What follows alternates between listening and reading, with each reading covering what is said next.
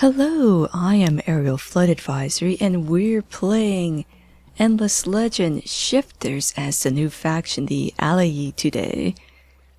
And this is a really good starting spot, so we're going to put our first city down here, get those ruins, and we're going to talk a little bit about what's specific about these guys. I'll go a bit more into like the pearls and the altar of Arga in a separate video here. But the Allayi, they are shifters, hence the name of the expansion. Big thing is, during the summertime, they have a higher defensive value and a little bit of regeneration. But then during the winter time, they have higher attack values, and they are not affected by a lot of the winter effects. And this is a very significant boost in their military strength, which you'll be able to see on these graphs once they have something to display. So they'll have their dark form and they'll get extra morale on units as long as there's more nearby. They know exactly when the season's going to change, so they know when the best time to attack or maybe retreat would be. And they are the best at collecting the new resource, the pearls, which they can use to get things that you can do specific for the winter time and some more faction specific things. Like one thing they get, they don't have burrows like other factions do. They have garths, which are better than burrows, and you can build them for every 1 populations instead of every 2. However, they have a pearl cost that increase the more burrows you have in a city. And they also are very limited to how many cities they can have and how quickly they can grow them. They are hit more by expansion disapproval than other factions, quite a bit more, 150% more. And they also, you know how when a faction, when they are in rebellion status here, they have negative 32 dozen signs. Oh no, these guys get negative 50. It's really bad, so you have to really manage it. Typically, I only do 2 cities starting out, maybe a third if I have a major approval boost from something like, say, wine, and that third spot is going to be absolutely worth it. Later on in the game, once you have more techs, you're taking over cities anyway, but even then you want to pick and choose. And they also don't grow as quickly, so you need a lot more food to get them to do something. And let's see. They start out with ships, which is interesting. You think, oh, ships, nothing really goes on in the water in Endless Legend. Pearls spawn there now. Also, if you're playing on a continental map, this will give them the advantage in that they can expand to that continent right away. So we're just going to choose some text here real quick and keep moving while I explain. The other thing they start out with is a sky fin, which we're going to see shortly. But for now, story quests. When Arga brings forth her fruit in winter, it will be a sign that once again our time has come. The epistle, page 4. So the burden and the glory fall to me. We have taken the return of the Guardians as a signal. From the forest and the mountains we come together to rebuild our culture. In my hand sits the waxed and oiled leather pouch, black with age, that contains the epistle of Rose Greyspire and the Eucolognion, the ways of prayer. Through all the silent years we have guarded these scrolls, handing them down from father to son, waiting for the moment when we could again serve our role as sentinels of Mother Arga.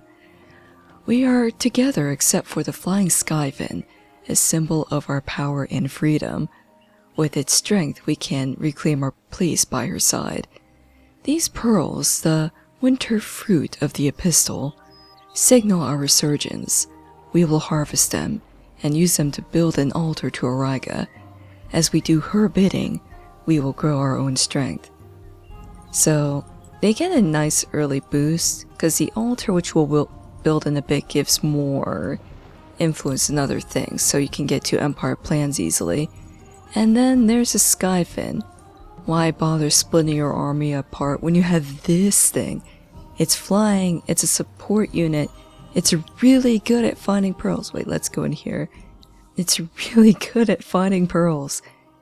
And it's also got this, which is interesting. First thing is, it allows aspiration, meaning I can park it over a strategic or luxury resource, even when I don't have a tech to harvest yet, and it will harvest it for me. Starts out with a base of 1, goes up 0.5 for every unit level it has. And the other perk is, roaming armies cannot see it, so I only have to be careful that making sure other major factions, other players don't see it and get upset by it. And you can harvest resources in another player's region as long as they haven't already built an extractor over it. And they actually get a boost for this. They get a little approval boost in their city, and they can see everything the Skyfin sees. So you would actually have some benefits for leaving the Skyfin sit in your territory. Anyway, for now, I'm just trying to run around ruins, collect at least 10 pearls so I can get the altar queued up. The altar functions like a district too, so I'll be able to move it somewhere in here, probably so I can get the geothermal pits as well. And also consider where I want to expand to. Like, this looks interesting. This actually might work. Or up here. Up there might be better because I get the approval. What's the faction? Guilders. Okay, they give damage boost. They're good. I get glass steel in that region. Ooh, rivers. Rivers are more interesting in this now because there's a blessing you can get from the altar, which makes the rivers really good. We'll talk about that more once I'm able to unlock it. And I definitely want to get this legendary deed because it gives me gold. Gold's good because I'll be buying a lot of stuff in this playthrough. Even if I can't grow my cities really quickly, my main goal is, like I said, 2, maybe 3 cities. But I can grow to be huge, and as long as I get a whole bunch of Garths in there, then it'll negate some of the disapproval I'd get elsewhere. Ooh, what? Oh my goodness, how much? That's 20 approval there as well. My capital's starting out with 20 approval cause... Oh no, it is 20 because it's got the life tree and then... What's this? Botanical gardens, yeah. So, the fact that the capital's starting out well is an encouragement to expand a bit more than they normally would. Here definitely looks good. It's got glass steel, 3 Gelderus villages. Here I've got titanium, ooh, and glass steel. Luxury, like, yeah, there's gold here, that would be nice, but then again, I'm going to have a pretty powerful economy because of the small cities. So I won't need to buy as many luxuries either. And because they're going to be small but wider cities, they're going to have more dust output than usual.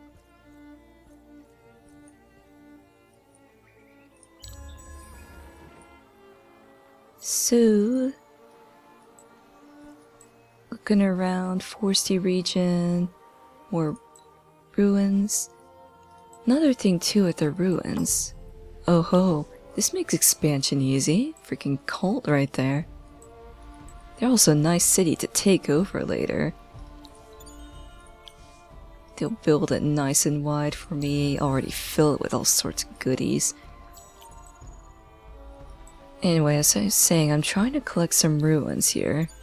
Not just for pearls, but because I can use dust for a lot of things early on. Kinda like how I did in the Forgotten playthrough, but a little bit more powerful because unlike the Forgotten, I don't need to spend it on techs. I can just spend it on buildings and units. Also, if I can get 15 titanium and 15 glass steel from searching ruins, then I can also get the industrial megapole, which I have gone for in some playthroughs. And this is serious difficulty. If I can get the ruins for that, it'll be good. I'm saying ruins instead of just aspirating it with a skyfin, because the skyfin, it would take a while. I'd be missing out on getting some dust and pearls otherwise. So I'd prefer to loot it from something. And let's see. No good river there. I do want, let's see.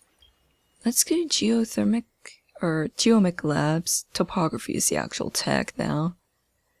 And sewer systems and strategics, then we'll do mercenary markets. Saving mercenary markets for last because I'm going to be using my dust for other things right now.